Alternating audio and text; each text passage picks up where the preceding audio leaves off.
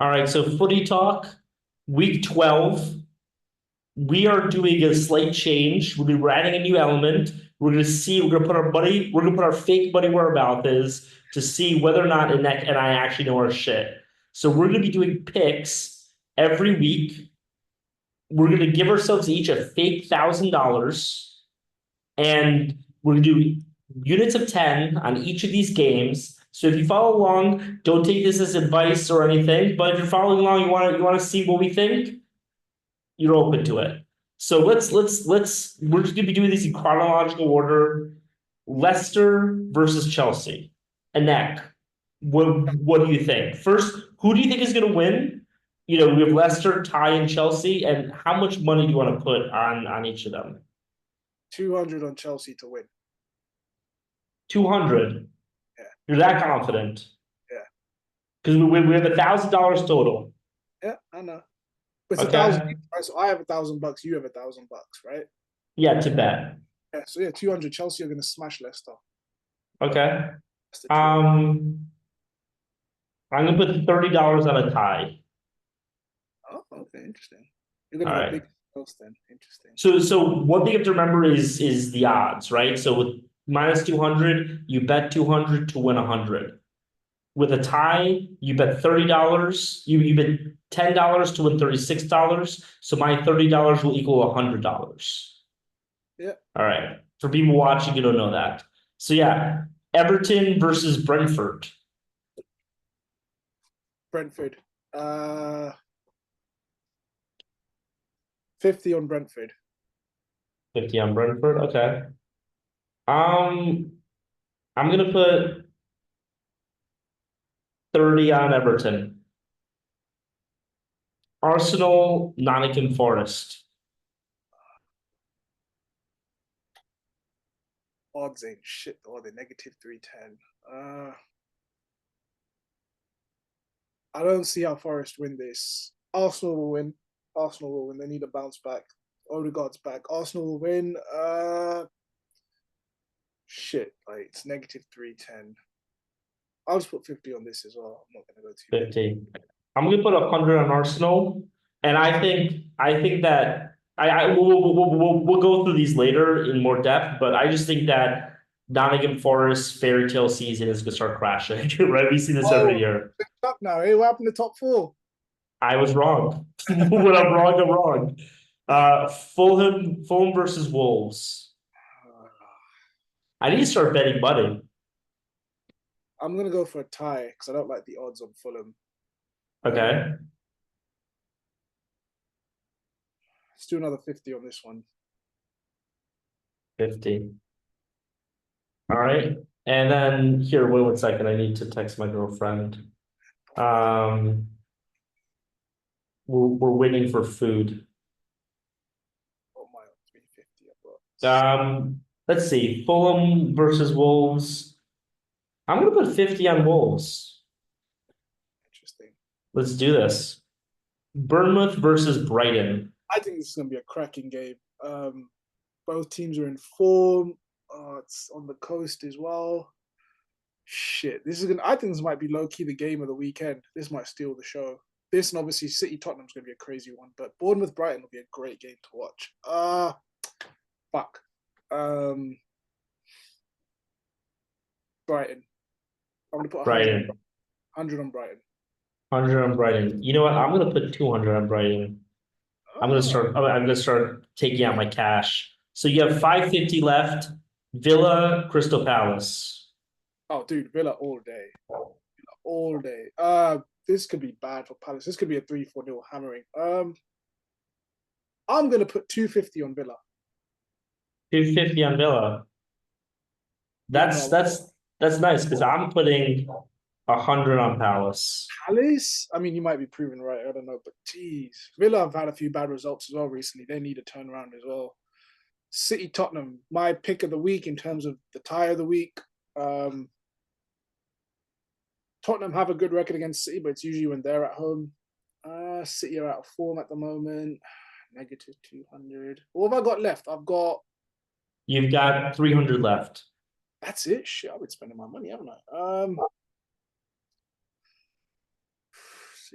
City, Tottenham. 300. I'll put 100 on a tie. You know what, man? I'm gonna put 200 on a tie. Like the City Tottenham games have always been wonky. They've always Yeah. been like One goal. weird. Always one goal in it. There's usually some dodgy VAR calls as well. It's a very spicy game. Southampton, tie Liverpool. Fucking hell. It's gonna be Liverpool, isn't it? These wankers. I've got You two. have 200 left.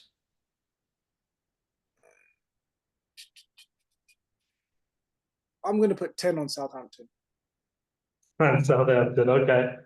Okay, this is like it is what it is. I'm gonna put 50 on Liverpool. The reason I'm putting 50 is that like I'm feeling confident that Liverpool's gonna win. I just don't like the odds. Like we could easily tie this game, and I don't want to be down like $200. Um, Ipswich, Man U. I don't bet on United games. That's the thing. I know it's even if it's fake, but fuck it. If it's fake, I'll have 190 left, right? Yeah, you could spend 180.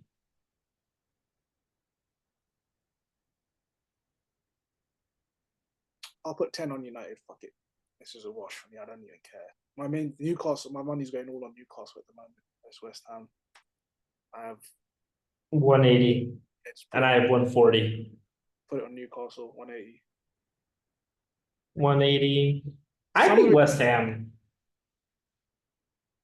All right, so your biggest bets were 250 on Villa, 200 on Chelsea, and 250 on Villa, 200 on Chelsea, and 180 on Newcastle. Which one of these do you want to make your pick of the week? Villa. Villa, all right. Why? I think this is one we disagree on the most. I just think Palace's general form, players, they've got a few players come back from injury, but for me, Villa, they've had a fantastic season up until about 2 weeks ago. They've started losing games. They lost the Champions League to it wasn't a small team, but after beating Bayern Munich, they thought they'd be running through. I think Club Brugge beat them in the Champions League, if I'm not mistaken, something like that. So Villa need an upturn in form. They've lost a few. That sort of old saying of, you have that great first season in the league when you have no European football, you get top four, and then when the Champions League kicks in, those extra games, even if you do well in the summer transfer window, they will start dragging on your squad. So I think Villa are gonna have to pick it up a little bit. They're at home. Palace have had a terrible season so far. I just don't see anything other than a big Villa win. 3 or 4. Yeah, so I'm operating on the same information as you are. My feeling is more of that, Villa need a win, and I don't think they're going to get it. I think we kind of have a situation where last year was kind of like a fairy tale, and like if you look at I mean, not to be a Liverpool guy, but like right now we have Liverpool, Man City are still in the hunt because they're Man City, and then 3 through 10 are all within 1 point. Yeah, that's the thing. Like 3 through 9 are all within 1 point, and Aston Villa is 9 right now. And I just don't think that they're doing the job right now. They're really performing that well. And I just kind of see them continuously moving down. Who are they facing? They're facing Crystal Palace. Oh shit. I confused Crystal Palace and Brighton, but Crystal Palace is always a punchy squad. Yeah, They're pick up a performance for sure. They're right now in the relegation zone. They need a win, right? Like Crystal Palace wants to be 11 right now, right? That's where Crystal Palace wants to be, and they really need to win this. So that's why, for me, I think Crystal Palace is going to win. My lock of the week, my big bet of the week is Bournemouth Brighton.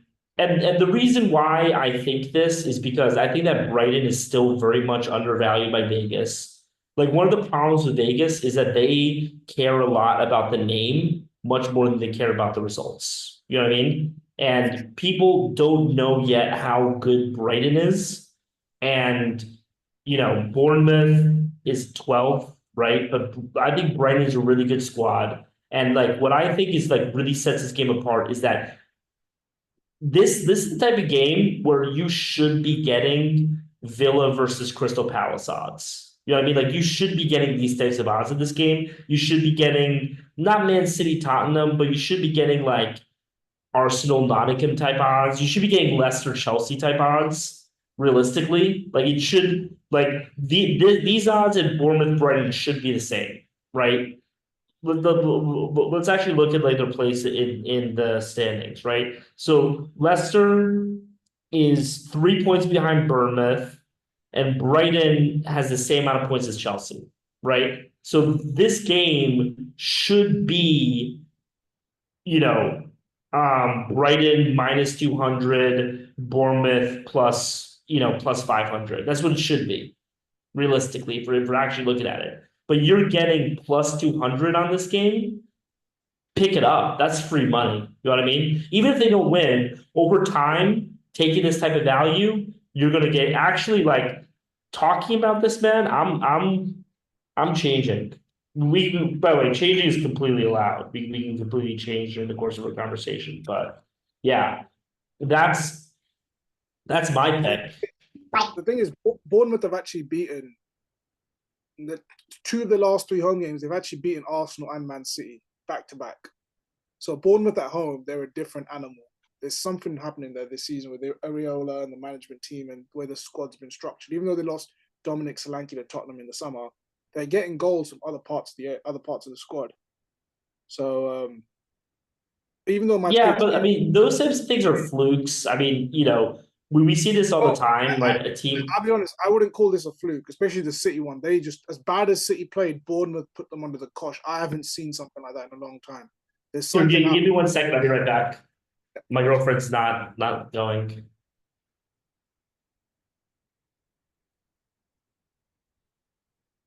Baby, Kevin sabe. Él está afuera. Gracias.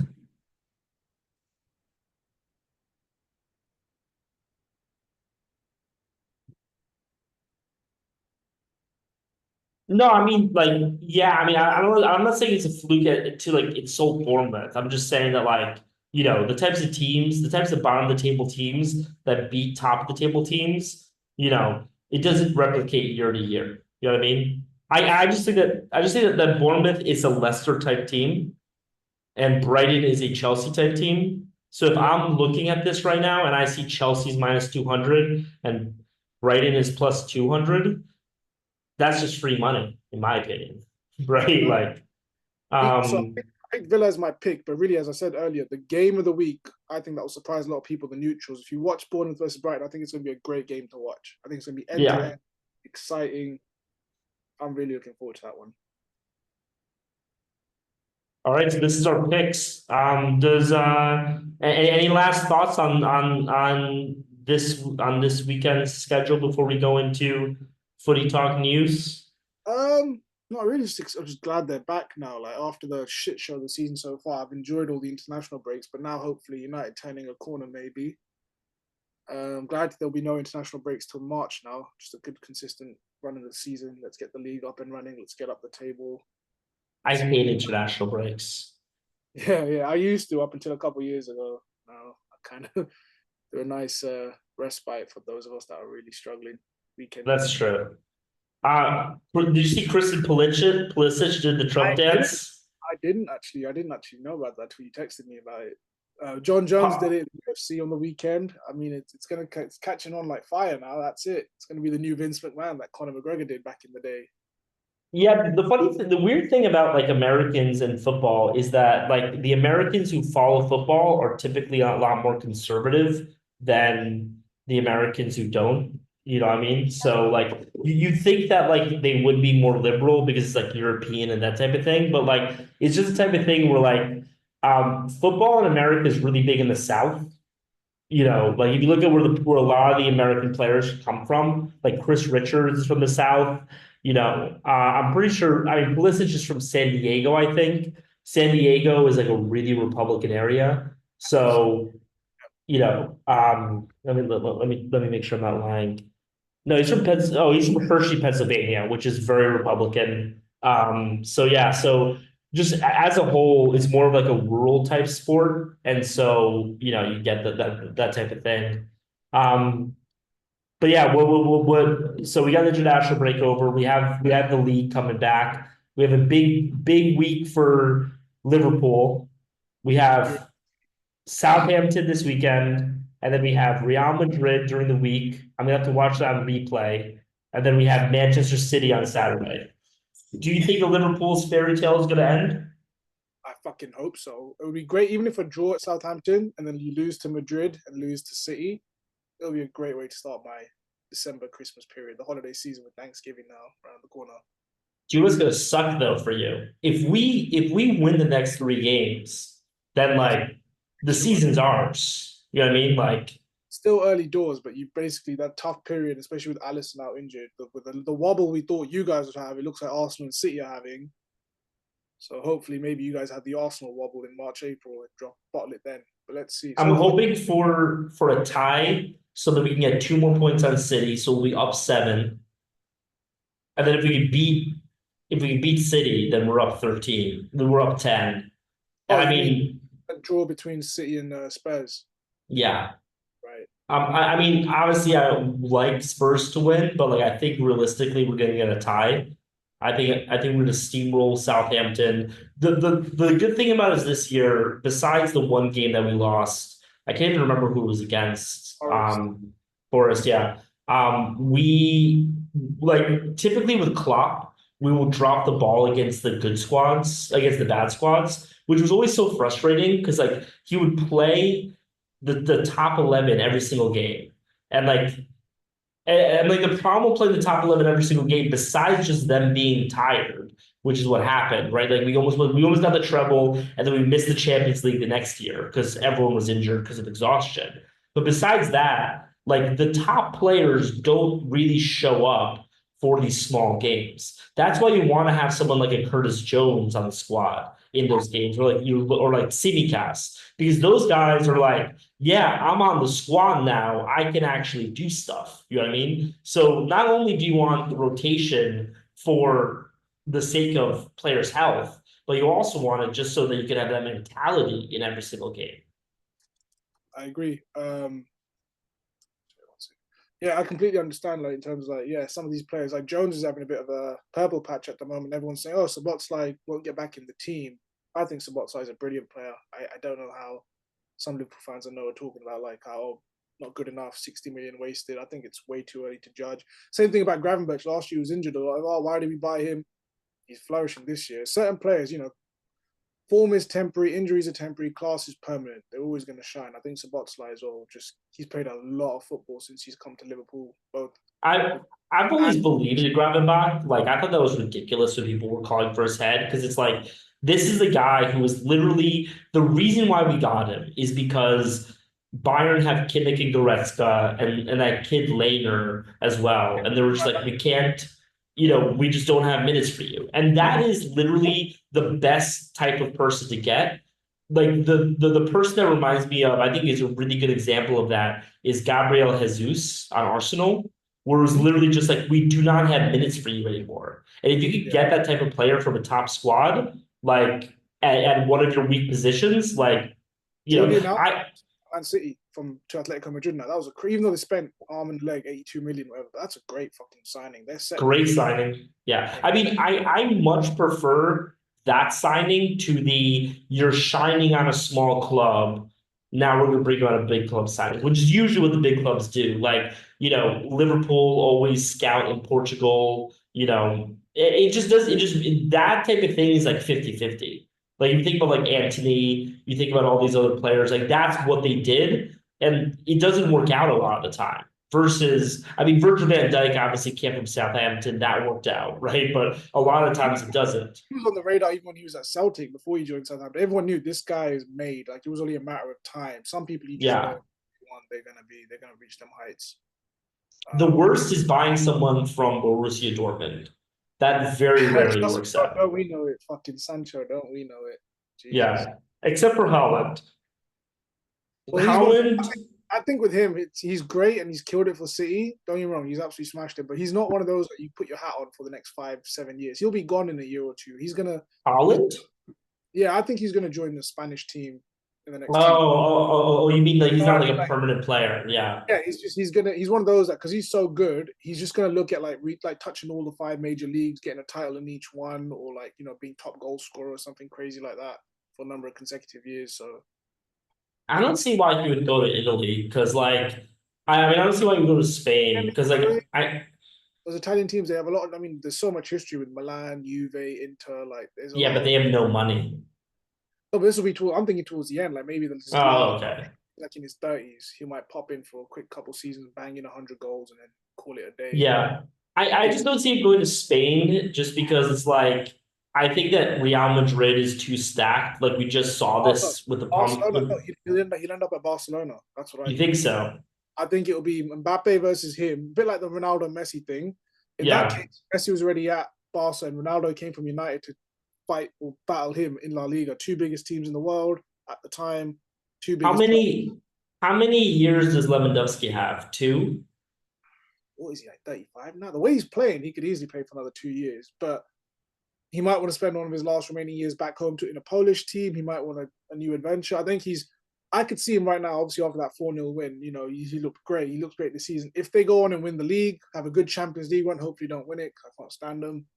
Um, he might just call time on his Barca career on a high, and they might say, "Look, you've served us well for 2-3 years. We love you. We appreciate you. You're obviously the wrong side at 33. We now need to look Yeah. at the future. Haaland becomes available." I don't think it'll happen this coming summer, just because Guardiola's now signed a 1-year extension. I think summer of 2026 with the World Cup that year as well, we'll see some big transfers in the world. Yeah, I mean I think Holland, you know, Barcelona could definitely be a thing. I mean, you obviously have a huge Pep connection there with Yeah, Barcelona. Um, they Pep could need that. even Pep can even like what people think that people don't talk about with Pep, and I can actually see this is Pep pulls a Jurgen Klopp and but goes to Barcelona and becomes like the head because Yeah, like he's a Barcelona boy. He literally went up through their junior leagues. yeah, He was a player there. As he says, he was a star. I don't think he was a star, but put that up to argument. And then he coached the youth league, became the coach. Like he's Barcelona through and through. I can see him coming back and being, I mean, so in Spain, which I think is a weird system, but you have to run to be the president. I mean, yeah. he wins that election hands down, right? Like, It's 100%. Yeah, because I think it's something to do with how the fans have ownership in the clubs, and there's all sort of votes and this and that. So you vote the president. Same thing with Perez at Madrid; they vote him in. So I think the yeah. Barcelona to give it another year, so you start telling him, look, they have Mbappe, Madrid, Ballon d'Or battles will be him and Mbappe. I'm guessing in the future. Now that Rodri's got his out of the way, and Vinny's going to keep crying. So And yeah, I fucking hate it, Vinny. Barcelona has good youth. They have Pedri, they have Gavi, they have like 10 other 17-year like olds. Al Cabrasi, the defender, 17 years old, they've got something. Xavi left that thing in a really good setup, and now Hansi Flick. I think I was texting some of my friends, or maybe I forgot to message it to you. How how great is Hansi Flick's luck? He inherited an incredible Munich squad, won the treble there, or decent stint in Germany, but Germany have been in flux for the last 10 years internationally, so there wasn't. Nagelsmann's now steadying the ship. Now at Barcelona, he was a bit of a shock that he got the job over the summer compared to other Yeah. candidates. Xavi, under a lot of pressure, has like delivered a title last year, the year before. Um, he's got a lot of great young youth players coming through. Lamine Yamal, all these boys. He set them up for good success if they carry on this trajectory. What ruined Barca was trying to do the Galactico model when they bought Coutinho, they bought Neymar, they spent crazy money. So now, Griezmann. yeah. Oh Jesus, yeah. They bought and sold Griezmann. I think their total gain on Griezmann was like minus $1 billion or something. I'm just kidding. But it's like minus like 200 million. Ridiculous. It was ridiculous. That whole failed project. Now they've regrouped. They've gone back to their roots. La Masia's bringing through some good talent. Partner that with like one or two major signings, like a Haaland or something like that. Now you've got a team that can compete not only in this domestically, but now Champions League. I mean, Oh man, Henri was a signing. Eto was a signing. You know what I mean? Like even back with like the Barcelona, they had people that some mercenaries that they brought in to round out the squad. So whose youth academy Eto came from? who? Madrid. Milan? Madrid. Oh, really? Nice. I He was a like youth that. player on Real Madrid. Went to spent some time on away at Mallorca, and then was Oh, brought back. he went to Inter after Barcelona. Yeah, Yeah, that's where he won with Mourinho in 2010. yeah, prior to Um, his leagues. Guardiola in '09 scored in the final against us, the cunt, and then Eto in Inter Milan. he claims that so with Messi, people say like he won 4 titles, he really won 3. He doesn't Right. get he doesn't really get respect for that 2006 from me. But like Eto goes so far as to claim that Messi wasn't important in 2008. And he's just like, no, I scored the first goal. It's just like, all right, bro, chill out. Like, Oh, in '09. Oh, wow. Yeah. I mean, no, that was, I mean, oh yeah, oh nine, yeah. Eto scored in '06, he scored in '09, and he won it in 2010. So he won back to back. So he's got 3 in what, 4 years, something like that. Yeah. But Messi scores in '09, scores in 2011. I don't think he scored in 2015. It was Suarez, Neymar, and even Rakitic. Yeah. So he scored in 2 finals, but, 2 finals in 3 years. And he scores the so goal, so so solidifies it. you think that the Ballon d'Or going forward is going to be a three-way race between Vinny, Haaland, and Curtis Jones? I mean, I don't. Rodri's got his now, and I'm glad. It's a win for football in general. But I think I think so. with the backlash and the way things are going moving forward, I think we're not going to see that for another while now. I think you get used to a whole Vinny, There was a Mbappe. backlash. In terms of like, not backlash, but in terms of like, how Vinny like, all cried and Madrid didn't show Oh up for him. yeah, yeah. Like how Xabi Alonso didn't get manager of the season and Ancelotti did, and Madrid still have the nerve to cry is beyond me. Yeah. I look, so I was really big on Vinny all the way back in 2020. Like I wish you could buy stock in players. I wish there was like a market to buy stock in players because like I was loading up on Vinny stock. I had a take back in 2020 that people thought I was insane for, but right now I think is a legitimate take, which is that Vinny is better than Mbappe. That was my take in 2020. That's how I was riding with that kid. I was just like, this guy is going to be better than Mbappe. But right now, with his fucking crying, the kid is always fucking crying. It's like, bro, and I actually think that it's a huge problem because like once the old guard retired, they only have Cruz left, or they only have Modric left. Like now, Vinny's the heart of that squad, and I thought because it was back in 2021 when they had Benzema, they had Modric, they had Cruz, they had everybody that like, okay, Vinny is that guy, but now he's showing that he's not. It's kind of like what I think Vinny is. I think the best comparison right now, and I mean this in the most negative way possible, is to Neymar, right? Because Neymar came from Santos. He was tearing it up in Brazil. He came to Barcelona. He won that championship in 2015 with Suarez and Messi. And then he was like, I want to be that guy. And then it turned out that Neymar is incapable of it. He just doesn't have that winning personality. And it's kind of looking like Vinny doesn't have that winning personality either. And the big problem for Mbappe is that he left one Neymar and is now joining another Neymar at Madrid.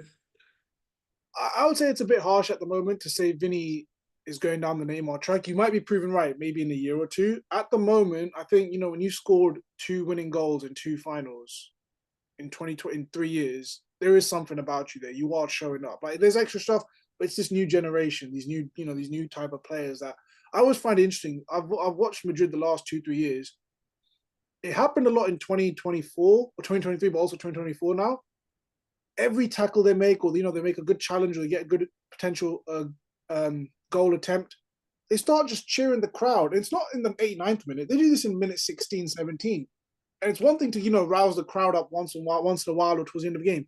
If I'm a Madrid fan going to the Bernabeu, spending my hard-earned money, and these prima donnas are telling me to cheer every fucking 5 minutes, do your fucking job.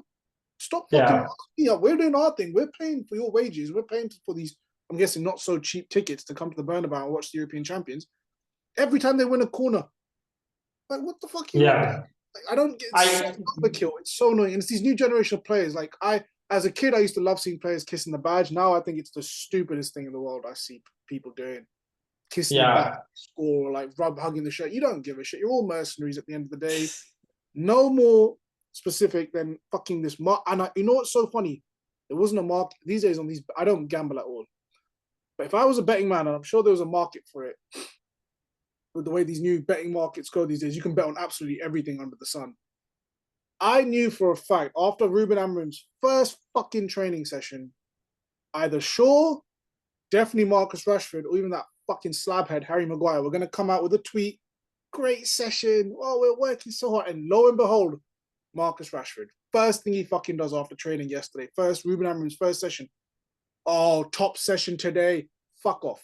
Fuck you. You piece of utter shit. You know what that is though? That's just a stick it to Ten Hag.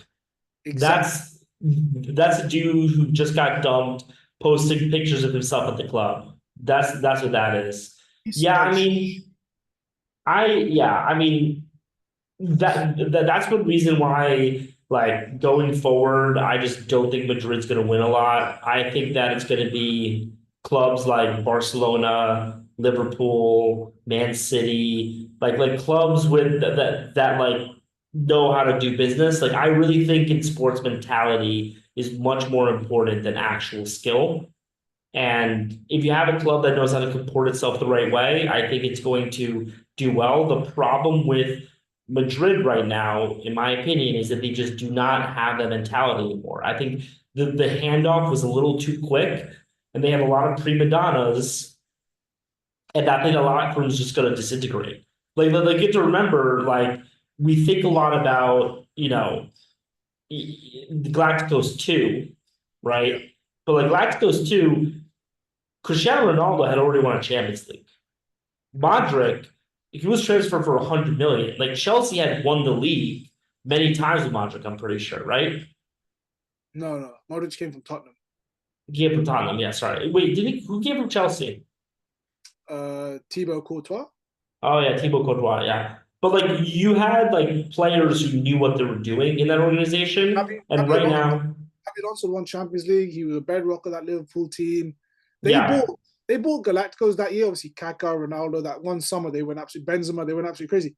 But then they bought players that steadied the ship with your Xabi Alonso's, players that knew how to control the game, balance the team to a degree. And Kaka is also just like an all-around amazing guy. Yeah, Like, fantastic human being. um, Just very unlucky with injuries at Madrid. It never really took off for him. His best days were obviously in Milan, but uh, very he, selfish. Never fought with the other guys about taking free kicks or penalties. He was the first one to give the ball to someone else if they wanted to take, even though he was more than qualified to take those. won the Champions League at Milan, won the Serie A at Milan. Like you just had guys who knew what they were doing. And the problem is right now in Madrid, I mean, you just kind of, like the people who are leading the organization, I just don't think have that mentality to them. They just don't have that good I don't think leadership. they're missing much. I think with Madrid and being a United fan, we have a similar thing whereby, every molehill is a mountain. Every small blip is the biggest disaster in the world. So I think with Madrid, yeah, they're not having a great season, obviously, compared to last year where they won basically the two biggest trophies they could, the league and the Champions Yeah. League. I find these days, what I've noticed, especially the last couple of years, the winner of the Champions League usually buys the one superstar in that transfer window. City with Haaland in 2023, Jude Bellingham to Madrid 2024.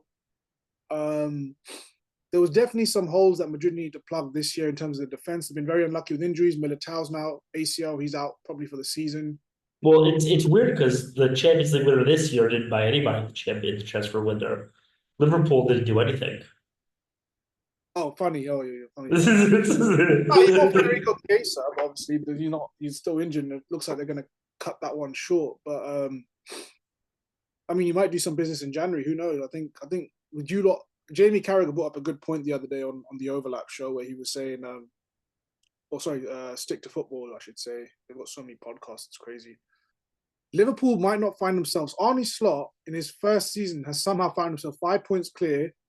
A City team without Rodri for the season. Arsenal having a bit of a blip. If you're Liverpool, you're thinking, fuck it. If we go into January and we still want to buy Zubimendi, we want to buy a left back. Now might be the best time, even though it's a winter window compared to the summer windows usually where people do main business. this might be your chance to get that leg up and keep that advantage. Who knows the next time you'll be 5 points clear and City or Arsenal having issues. United might be on the upturn, Chelsea looking good. This might be their best shot. Why not really go for it? Push the Zubamendi transfer in January, the same way Arsenal pushed Mikel Merino to come to Arsenal from the same team, Sociedad. Does anyone know why Andy Robertson has not been playing? He has had a bit of dip in form. Yeah. He's on the wrong side of 30. There is actually, but he's 30 though. He's not like Carvajal is like 72 and he's doing well.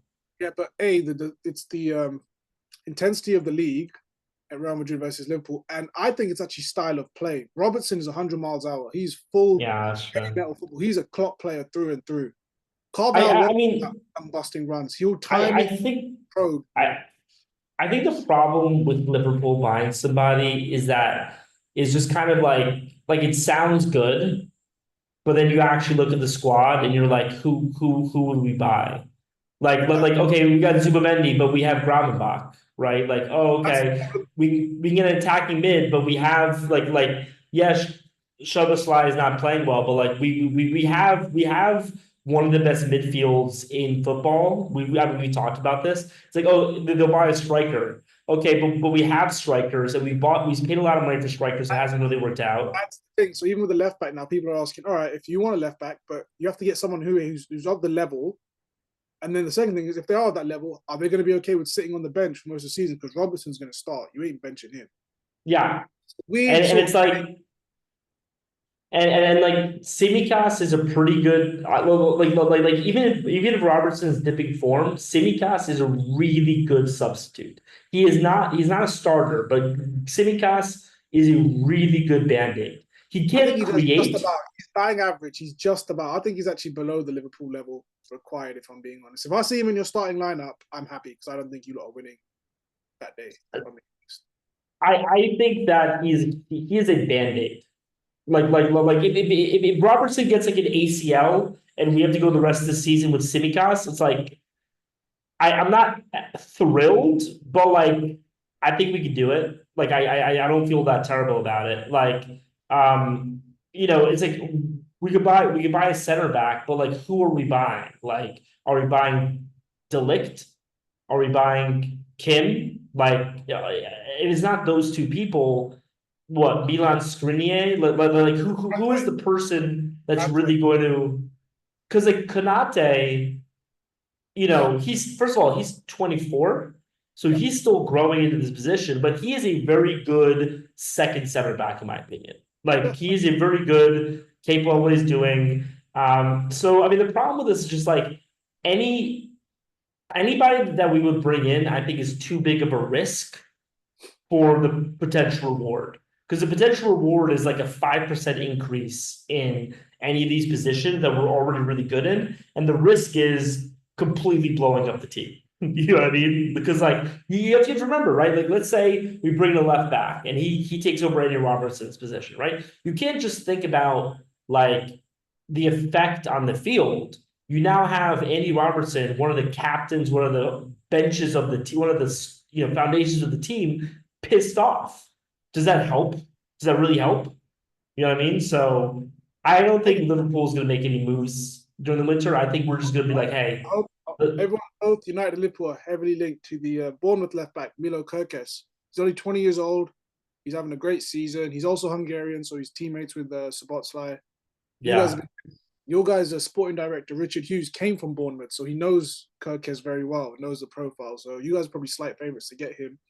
20 years old, I think it'd be a very shrewd signing because he has room to grow. He knows he won't be starting games ahead of Robbo, but Robbo in 1 or 2 years' time might be. Yeah. I think it'd be a very typical Liverpool shrewd move. Hope it doesn't. I did want to bring something up though, because we're talking about Hansi Flick being very lucky, which obviously like he is, but like I do think that like I think that Arne Slot's kind of this guy is turning out to be kind of this guy, although we don't know. But like people kind of had this feeling that like the only worthwhile manager is the manager who can build it up from the bottom, right? Is the manager like Jurgen Klopp or Pep at City or make your pick, right? Like that's the only worthwhile manager. But I think that like there really is a certain skill set, a certain type of manager who is really good at coming into a situation that is almost there and just being like, all right, I'm gonna get you from 95% to a Champions League title. And people kind of look down on that, but that is an important skill set. And there are a lot of people who can get you from 0 to 95, but they can't get you from 95 to 100. And you do need people like Hansi Flick. And I think that Arne Slot is kind of showing to be that guy who could bring us to that promised land.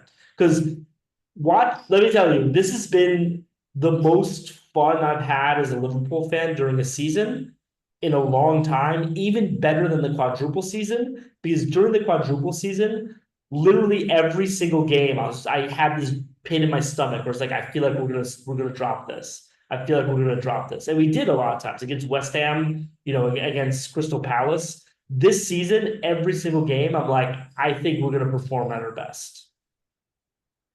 It was no dig at Hansi Flick. I didn't mean. I just thought he was lucky in terms of the situation. But again, like I said, you still have to do the work. I think he's a great manager. I just found it Yeah. interesting. When he came to Barca, I was thinking, oh, this might be, this might go pear-shaped. But the position that Xavi left him in, and he's getting the best out of this team as well. He's doing well, don't get me wrong. Fair on, right? Rafinha's been there for a couple of years now, but this is the true Rafinha we're seeing that we saw at Leeds United. It's because Flick's getting something out of him that others couldn't. So credit to him as well. I just found. Oh, I didn't mean that you were putting a dig. I just meant that other people look down on that. I think you're completely spot on. Like he obviously was very lucky, and Rafinha is turning into a fucking revelation. Brilliant, it's brilliant. Like, if you look at we haven't seen much of Savinho at City, but he looks brilliant. But if you look at Brazil's wingers now, you have Savinho and Rafinha at the moment. And that's a scary proposition for anyone. I don't care what team you are, France, Argentina, whoever. That's a dangerous. Rafinha always struck me as a player, not Curtis Jones, but kind of at the Curtis Jones level. Like he seemed like the type of person who, like in FIFA, would have a score of 80 forever, and like you could play him in Man City, but like you don't want to. Like he seems like that type of guy. Always did, but now he seems like really like again in FIFA numbers 86, 87, like a real top There are these player. players that sort of just somehow weirdly underrated. So for me, I look at Curtis Jones, and he reminds me a lot of when we had Darren Fletcher at United. He didn't start week in, week out. But the really big games like Champions League nights in like '07 against Milan or playing at Bayern Munich in 2010. Fletcher was probably one of the first few names on the team sheet just because of the industry and the work ethic and the skill set needed to neutralize. Ji-Sung Park, same thing. We call him Three Lung Parks. The motherfucker just wouldn't stop running for 90 minutes. Yeah. He decimated Andrea Pirlo in 2010 in terms of he was just everywhere. He followed him everywhere. It was brilliant. So you have these players. I think Curtis Jones is similar where I don't see him playing a 38-game season, but he comes in way better than Simicast's situation where I don't believe in Simicast, but I feel like if you got Curtis Jones stepping in now the way he is, he could probably carry you from a lot of the season, if not maybe all of it potentially. I mean, Curtis Jones is already a little bit old. He's 24 right now, but like I kind of see him as like a poor man's Jordan Henderson. Like he is not a guy that you can have there every single game as Jordan Henderson, but he is a guy that like if you kind of need a little bit of Jordan Henderson, you can put him on there. Fantastic, yeah. And like, I mean, Liverpool's one of those squads where like, the team culture is really important, and he is that embodiment of that culture. Like he came in through the youth team, like he's just a Liverpool guy through and through. And having him on the team really, I think, bolsters us in those sort of intangible ways. Always great. You always want to see local lads coming up, more than the superstar signing or someone. And if they can come in and really be a good head on the shoulders and help the team, it's just a win-win for everyone. It pisses me off that TAA might leave. Like the one thing that pisses me off about that is he's from Liverpool. Yeah, well, he said that thing about the Ballon d'Or, innit? They asked him three things: win the Champions League with Liverpool, win the World Cup with England, or win the Ballon d'Or. He's already done one of them, Champions League with Liverpool. A lot of people, I think 99% of people would have thought World Cup with England. When he turned and said, "I want to be the first fullback to win the Ballon d'Or," I loved it because it was a nice little sort of left curve, left field ball coming out of nowhere in terms of didn't expect that. Fuck me.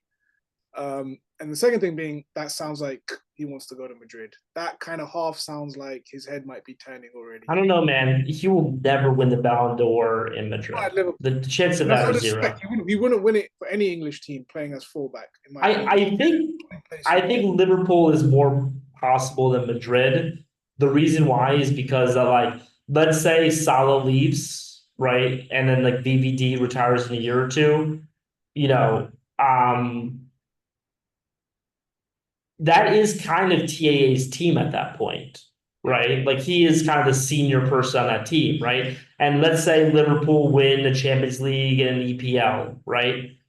Like I at think the that politics. point, I don't think the politics will allow. If Haaland couldn't get it after a treble-winning season, scoring 60 goals, I think yeah, it's that was fucking it's ridiculous. hard. There's only two defenders, I believe, two centre backs in history that have won it, and Fabio Cannavaro Yeah, won it for that World Cup when he was nowhere near his best, just because Italy won the World Cup, and there was no really crazy attackers. Ronaldinho probably had a good shot to win it that year, actually, but the year with Cannavaro, fair enough.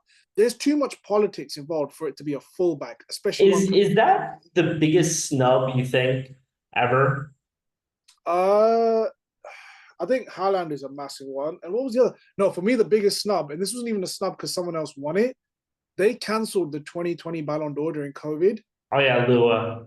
and fucking Bayern Munich won the treble. Yeah, Lewandowski killed it. Lewandowski should have been Ballon d'Or winner. The fact that they just cancelled all Ballon d'Ors was the biggest snub. yeah. I It's mean, not like he's my second cousin, so I obviously won't want him to one win. thing. You know So what? It sucks for players like Xabi Alonso, Xavi Iniesta. They lost out to Messi. If you lose out to someone, it's one thing. If they just cancel it and you've had a deadly season, that must be even more of a piss take. Like, I'd be even more irritated. what do you think about Beckham losing in '99?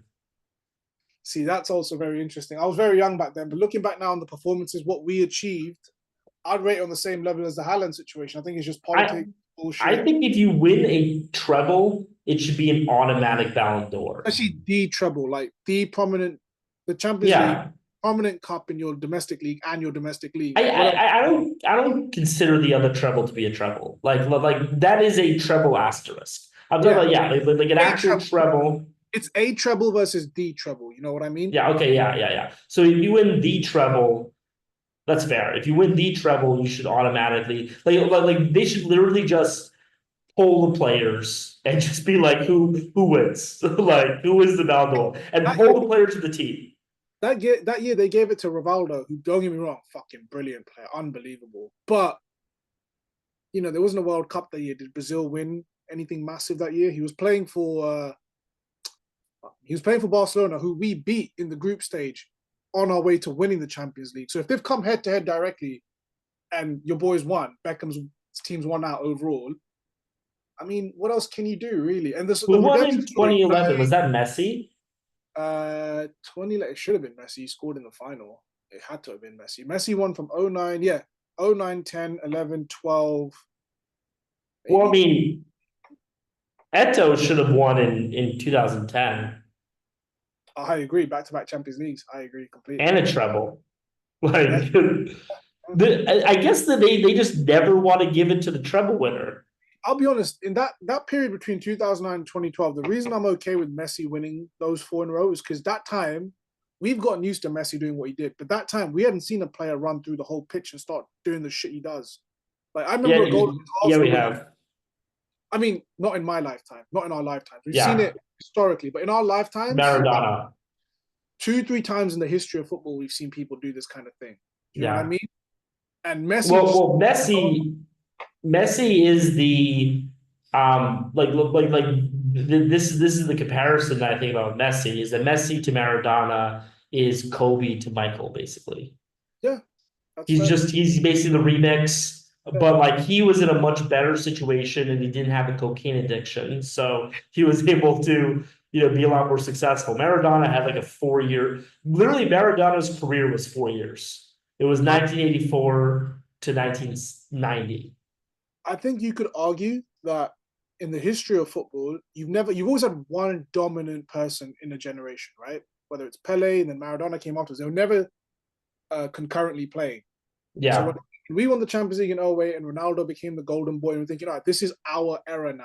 In terms of at least yeah, Ronaldo's era, United should be dominant.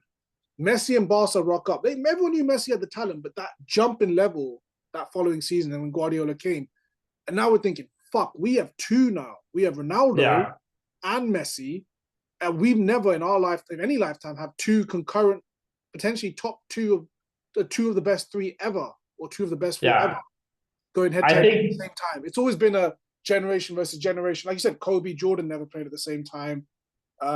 Curry and Kobe never played at the same time. I don't know, lack of a better example. You know what Yeah. I mean? Like I think Brady and Mahomes barely crossed paths, maybe one or 2 years. There's not going well, to I be mean, that. for Brady, it would be Brady and Montana, There you go. they There you go. never played. Yeah, I mean, just being the nerd that I am, I'm pretty sure Maradona and Pele played at the same time for like a year or two, but Maradona was still in Argentina, and Pele, yeah, so it But you wasn't know what I real. mean? They're crossing for that last 2 years of the top guy and the first 2 years of the main new guy coming. But when you have Messi Yeah, and Ronaldo concurrently both going for it year after year, we were spoiled. It's meant. Pele, Pele, by the way, hated Maradona. I don't know if people know this.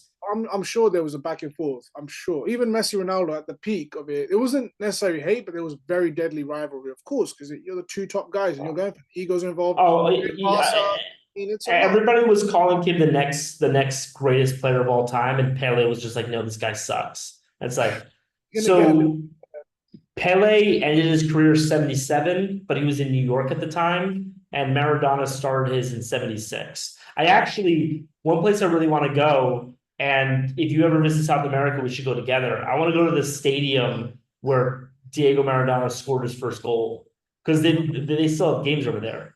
I'd love to. Yeah, I mean, I love Maradona, man. Maradona, like watching Maradona highlights is just insane because obviously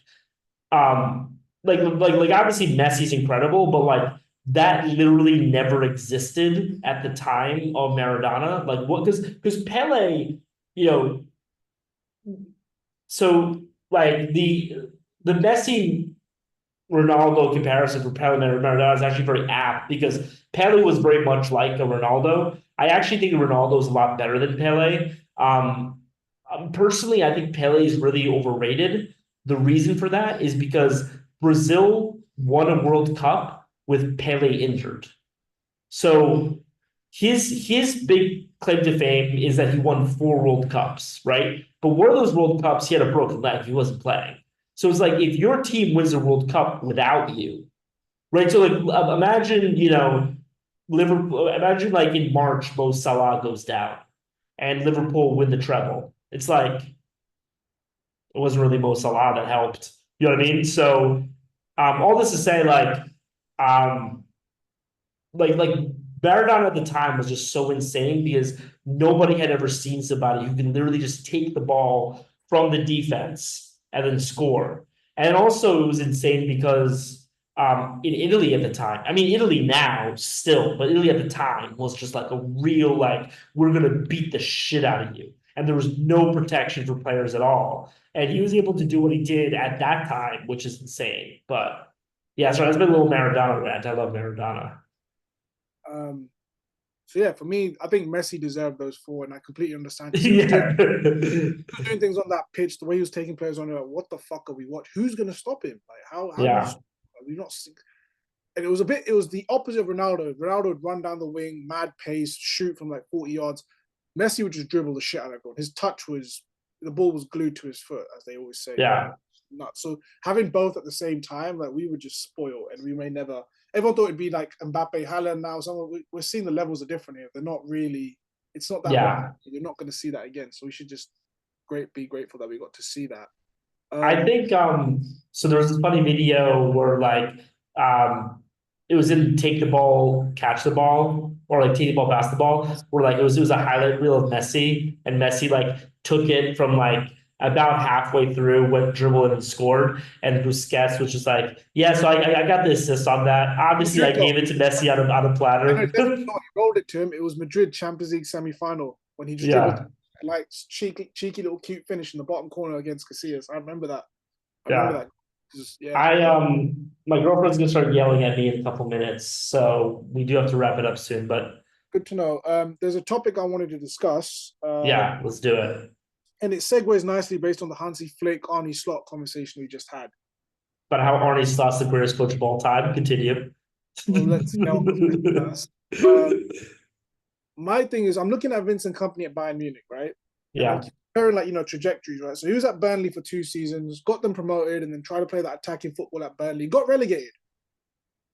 Got the top job, bit of nepotism. Pep definitely put in a good word. I have no qualms about that. in England, we have this big thing. Oh, young English managers, where are they? They're too far. There's far too of them, far too few of them. Why they're not getting promoted? This and that. There are two coaches that need a spotlight. One was in the Premier League last year and he got relegated. Rob Edwards at Luton Town, and Russell Martin at Southampton this year. Both are playing very brave football. They attack the Premier League with the same verve and style of play that got them out of the Championship. Rob Edwards is now back in the Championship with Luton, and he's potentially a game or two away from being sacked. So my argument, and right now with Southampton, Russell Martin is the second favourite to get sacked. Eric Ten Hag was first, and he's gone. Lopetegui's job's on the line at West Ham, rightfully so. Russell Martin at Southampton. I've watched a lot of Southampton games this year. They play fantastic football. They're brave. They're very unlucky. They should have beaten Man United. They should have been 2-0 up at halftime. We got very lucky against them. We took our chances. We rode our luck. What annoys me is where is the Guardiola? Where's the sort of mentor for these English coaches? So Rob Edwards and company both got relegated out of the Premier League in the same season last year. One is now manager of Bayern Munich. One is about to lose his job at Luton. But both are playing the same way. So what the fuck are we doing, honestly? Do you know what I mean? Like, I'm so sick of hearing, oh, there's a problem, young English managers, but you're not fucking helping them, are you? How the fuck does company get the Bayern Munich job? And I'm not saying Rob Edwards should get the Bayern Munich job, but now Rob Edwards might be out of work. What the fuck is going on? Yeah, I'm trying to think of a good analogy for this. I have one kind of at the tip of my tongue, but I can't like seem to formulate it. Where like it's one of those things where like, you know, for example, let's say you move to Brazil, right? And you want to play football, right? I mean, just like club, just like fun football, right? And like you come back after a year and all your mates are like, hey, you must be so amazing right now because you played football in Brazil for a year, right? Now, there are one of two things that I think could happen. One is like, yeah, I've been playing with, these amazing footballers in Brazil. I mean, people in Brazil like can play football like nobody else, right? Amazing, yada, yada, yada, right? But the second option, I think the second option is also very possible, is you say, yeah, man, I can never get on the pitch. You know what I mean? Like I never, I showed up, they never chose me, I never played, and so I'm actually worse right now, right? And we've all kind of seen these types of things happen in our life, right? And the version of that for this is that like England, right? Like one of the reasons why I think Italian managers are so good right now is because like it's so easy to become a manager of an Italian squad, right? Like nobody's fighting to become manager of Fiorentina, right? Or like, besides Inter and but even like Inter, right? Like which job do you think is harder to get right now? Let's say Inter and like, Arsenal both opened up. Which job do you think is harder to get? I think Arsenal, right? Yeah, 100%. And so in Italy, you're able to really go through the ranks and develop as a coach. In Spain, you're able to do the same thing too. But in England, the problem with England is over the past 15 years, England's become like the #1 league. And because of that, you have the spotlight every single team does, right? And so you aren't able to like get those beginner opportunities to then grow. So I completely agree. I mean, it's an issue. And I just think the FIA doesn't really care about English people, and I mean, like, if I was like an English nationalist, I would say like this is representative of like England in general, right? There's a whole bunch of like turmoil right now with England and like immigrants and stuff. And like, they would make that argument, Jeremy Clarkson might make that argument, but I would just say that like right now the economics are such that like it's hard to be an English coach. What's crazy is then, so you have this situation, right? No one's even bringing it up. They're barely shedding a light on the fact that Rob Edwards might be out of a job, companies are buying, whatever. They have the nerve to talk shit about why we have a German running England now in terms of Tuchel becoming England boss. But what the fuck else is going to happen when the young English coaches are basically out of work? They're going, instead of going up, we're actually going, if anyone actually sort of works their way up to the Premier League, sticks to their guns and actually tries to attack the league and play good football, even if they gloriously fail, unfortunately, go back down, there's no sort of, Rob Edwards probably sitting there thinking, fuck, maybe I should have just been more defensive and try to survive with Luton for that year. Instead of now actually thinking I'm going to be out of work. He's actually going to be going backwards in his career, even though he made all the right choices and did the same thing some Belgian cunt did, with all due respect to Vince and company. But it's all about who you know versus what you know at the moment, which is in all aspects, all aspects of employment. So I can stomach that, but then when I've seen these fucking British hack journos are like, oh, it should be an Englishman in charge of England. Who? Yeah. People still talking about Harry Redknapp, fucking from 20 years ago, 30 years ago. Harry Redknapp, Big Sam, Roy Hodgson. What the fuck? We've got young English coaches that are learning the game. Russell Martin, Rob Edwards, coaches that are brave, that will implement. Eddie Howe gets a lot of the praise, but you know, what the fuck? There's plenty out there. You're just not giving them opportunities. 100%. Hopefully Eddie Howe gets a coaching tree. But yeah, I think this is a good place to end. I'm gonna end over here. Before we finish, one last thing I'd like to put out there. Our boy Paul Hughes is fighting on the 25th of January in Dubai for the belt against Usman, the Nurmagomedov. So we're gonna do our picks for that at some point later on in the pods. But our boy Paul Hughes is about to get the Bellator belt, lightweight belt as well. So some good news there. Buy a ticket to Dubai right now, otherwise you're a communist. I definitely like, yeah. All right, dude. Here, I'll pause. I'll stop.